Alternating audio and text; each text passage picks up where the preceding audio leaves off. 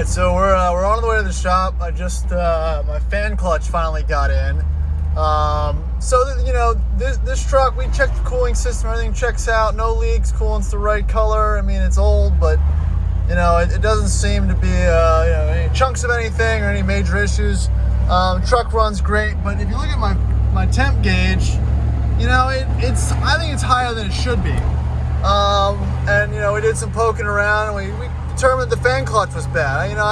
I'd probably say that most cars, or most people watching these videos or have old cars, have bad viscous fan clutches, and they don't even realize it.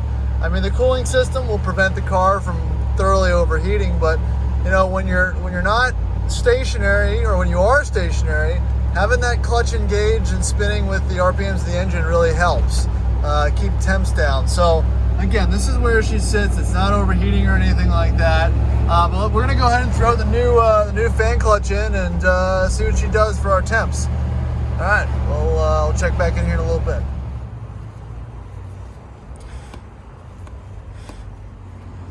All right, so today's video, we're going to replace the viscous fan clutch on the rusty 89 Range Rover Classic. So like I said, like you saw in the intro here, the truck gets a little bit hot. It stays the same, so we did a little bit of diag, and our thought process is that this fan clutch is pretty much shot. It looks okay, but that resistance just isn't there anymore. So it won't, it definitely doesn't help the cooling system to not have that going. So this, I've actually taken this fan off before when I did all the belts, and I bought this 32 millimeter wrench. I actually had Tyler loosen up the fan clutch nut. This is reverse thread, so you turn it this way, that way. There's a lot of back and forth on it, but that's how you get it loose. So why don't you give me a second? I'm going to break this loose, and we'll take this fan part off and install it again. I mean, I think if you go on Rovers North, this fan piece is $500, and this is $150. But if you go on Rock Auto, it's $40. So save yourself some money. Just get a decent part, and don't pay the crazy prices.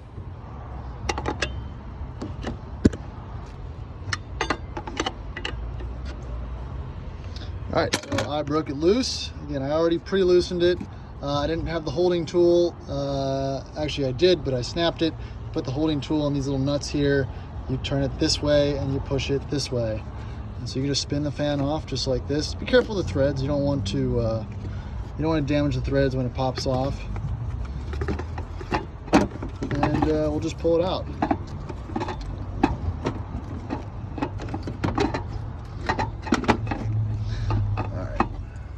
All right, so the viscous fan is off now. We're going to take these bolts, undo these bolts, and just slap the new part in there.